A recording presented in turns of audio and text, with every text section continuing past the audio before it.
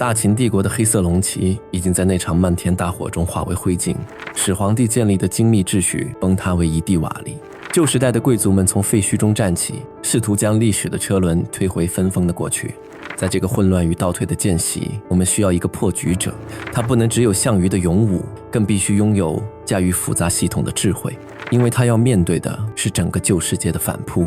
所以我们的楚汉篇章必须从韩信讲起，他是横跨在秦汉之间的一座桥梁，他一只手接过了萧何保存的秦国遗产，另一只手铸造了那把名为大一统的利剑。他是汉王朝的首席建筑师，用一场场不可思议的胜利为那个伟大的国家夯实了地基，但他也是天命最无情的玩物，他赢得了所有的战争，却注定输掉那场关于生存的政治博弈。他是兵仙，是国士，也是这台即将重启的战争机器献祭的第一个祭品。公元前206年，巴蜀北境，一场大火在包斜道的栈道上燃烧，火光映红了秦岭凄厉的夜空。这是刘邦入蜀后的无奈之举，他烧毁了这条通往中原的主干道，他向那个不可一世的霸王项羽递交了投降书。对于天下人而言，楚汉战争尚未开始便已结束。项羽这位刚刚在巨鹿封神的旧时代战神，用绝对的武力重塑了世界。他将刘邦放逐到闭塞的巴蜀，又在关中这块帝王基业上安插了3颗钉子。章邯、司马欣、董翳这3位前秦名将扼守着秦岭所有的出口，如同一道精密的3重铁栅。这是一个在军事地理上近乎无解的局，我们必须把目光投向那片古老的地图。秦岭，九州之极，太华之谷，横绝天汉，壁立千仞。他用海拔3000米的绝壁切断了所有的野心。困在局中的是一群失去了退路、失去了希望的残兵。在这个封闭的地理单元里，如果没有外力的强力介入，这支军队唯一的命运就是像当年的古蜀国一样，在封闭中慢慢消失。这道锁需要一把从未出现过的钥匙，或者说这套死寂的系统正在等待一位顶级的工程师来强行重启。韩信的早年是一部关于错位的沉默史，他是一个生活在淮阴市井中的异类，他不治产业，不愿经商，佩剑而行，却甚至吃不上一顿饱饭。在那个讲究实用的乱世里，他像是一个多余的废人。淮阴的屠户少年在街头羞辱他，逼他从胯下爬过。市井之人看到的是怯懦，是笑料，只有韩信自己知道，他在计算机会成本，拔剑杀一个无赖易如反掌，但代价是抵命，用一条志在经略天下的命去换一个市井无赖的命，这是世间最亏本的买卖。韩信选择了低头，这种极致的隐忍是他作为士的最后底线，也是他日后在战场上极度冷静的心理基石。为了最终的战略目标，他可以剥离所有的情绪。他带着这把未出鞘的剑投奔了项羽。在楚军的营帐中，韩信亲眼见证了那个时代的武力巅峰。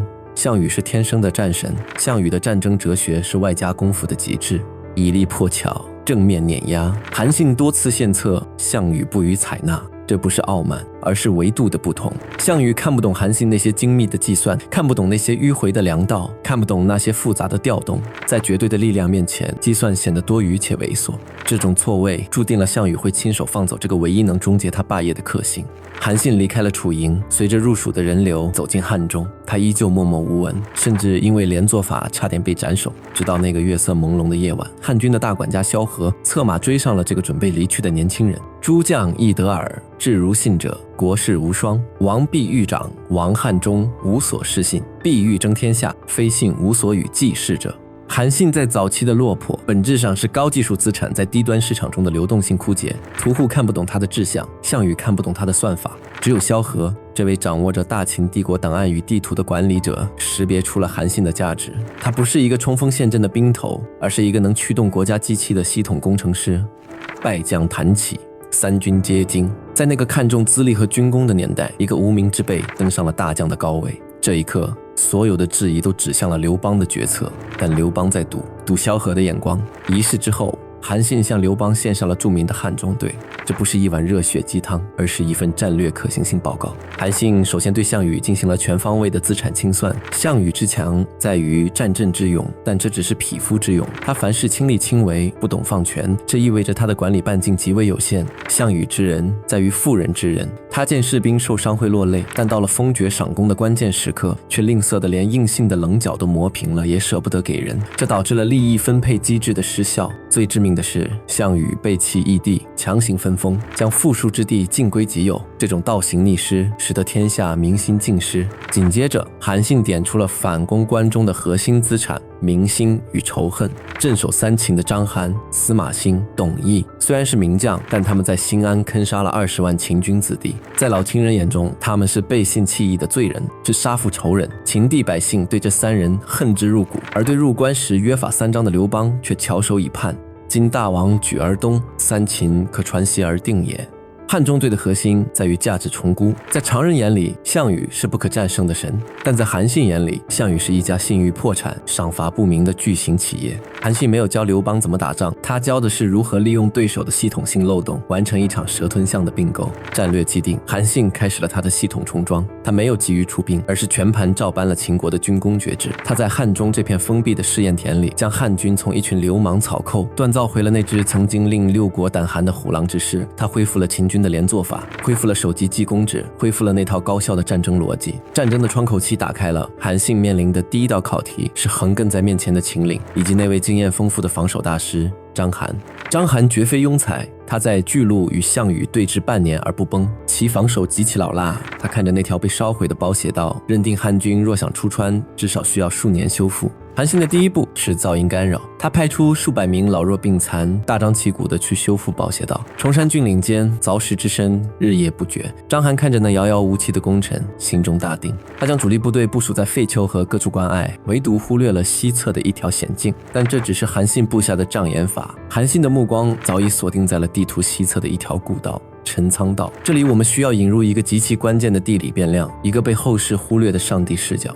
天池大泽，根据史料与地质学的推演，在汉代西汉水与嘉陵江的上游存在着一个巨大的堰塞湖，名为天池大泽。这个巨大的水体抬高了嘉陵江上游的水位，打通了汉中平原与陈仓道之间的水运网络。这意味着韩信的大军不需要像后来的诸葛亮那样推着木牛流马在崎岖的山道上艰难跋涉，他们可以乘坐楼船，顺着高涨的水位逆流而上，直抵陈仓道口。这是地理给予韩信的最后一次馈赠，也是历史给予大汉王朝的唯一窗口。20年后，一场5都大地震将震垮天池大泽的堤坝，水位下降，河道断绝。从此之后，蜀道难，难于上青天。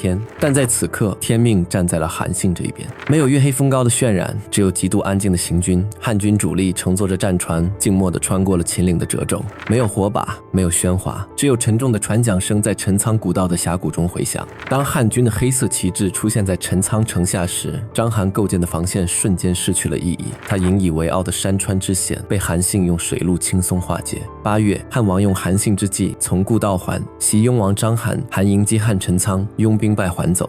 明修栈道，暗度陈仓，这不仅是战术欺骗，更是地理维度的降维打击。章邯计算的是物理时间，修路需要几年；韩信计算的是地质红利，行船只需要几天。当对手还在按常规逻辑等待时，韩信已经通过系统的后门完成了全线的窃取。攻克陈仓只是前奏，章邯急调主力回援，试图将这支汉军堵在山口，但韩信没有给他重整旗鼓的机会。韩信的指挥艺术在这一刻展现的淋漓尽致，他没有选择和章邯的主力硬碰硬，而是利用水运带来的机动性，打了一场漂亮的时间差。他在好志击破了张平的援军，切断了废丘与外界的联系。他没有在坚固的废丘城下浪费时间，而是留下偏师围困章邯，自己率领主力，如同一把尖刀，继续向东穿插。此战无需任何修辞，历史的记录本身就是雷霆。章邯遂自杀，东至咸阳，引兵为雍王废丘，遣诸将略定陇西。2年，出关收魏，河南、韩、英王皆降。这是一场闪电战，仅仅1个月，曾经被视为天堑的三秦防线土崩瓦解，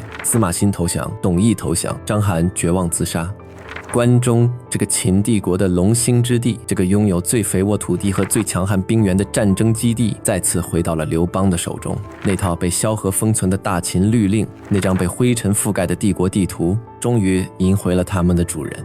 淮阴少年收起了他当年在胯下受辱时的卑微，第一次向世人展露了那把足以切割天下的利刃。还定三秦不仅仅是一场军事上的胜利，它标志着那个依靠个人神力统治战场的时代正在终结。韩信向天下证明，战争不是匹夫的角斗，而是国家机器的精密运转。他借用了刘邦的政治平台，激活了萧何保存的秦国遗产，最终重启了这台名为大一统的战争机器。上半场的韩信是破局者，下半场的韩信将成为收割者。当章邯倒下的那一刻，大汉王朝的地基已经夯实，但对于韩信而言，这不过是热身。命运的齿轮已经咬合，真正的风暴正在北方的地平线上积聚，那里有100万之众的诸侯，有险峻难越的太行，还有一个将被奉为兵仙的名字，正如日中天。